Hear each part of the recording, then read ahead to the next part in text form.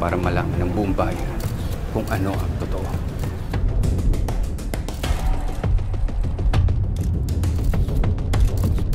Napakainit ng issue na ito na pinag-uusapan ng buong bayan. Ano ba yung katotohanan? Ako po si Police Officer Rafael Policarpio. Anak po ako ni General Policarpio. Matagal ko na pong alam ang sinasabing sindikato na nandito sa Pilipinas. Sila po ang Golden Scorpion. Sila po ang nasa likod ng Palanga Massacre.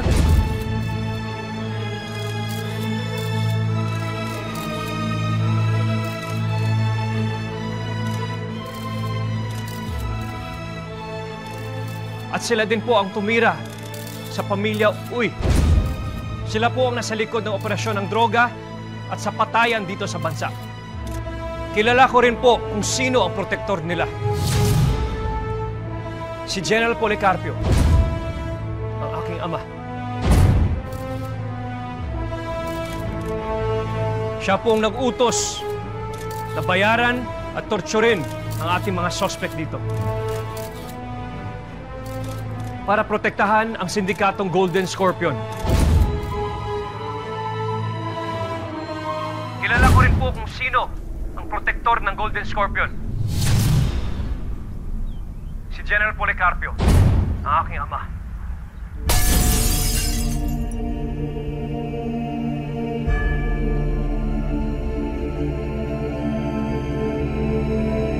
Siya po ang nag-utos na bayaran at torturin ang ating mga suspect dito.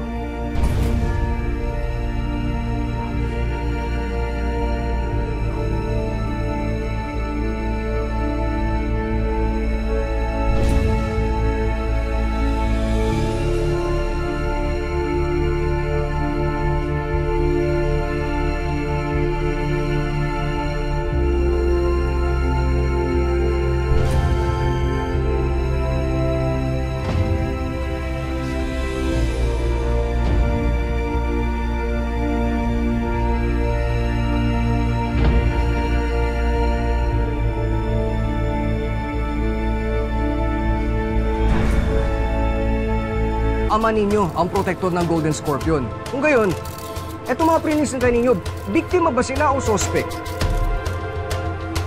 Inosente sila. Tinorture, binayaran, at tinakot para akuin ang kasalanan dito sa Palanga Massacre.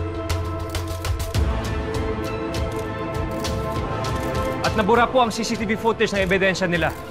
Pero nakakuha po ako ng kopya. Nakausap ko na rin po ang pamilya mismo nila. Maraming tao po ang nagdusa dito.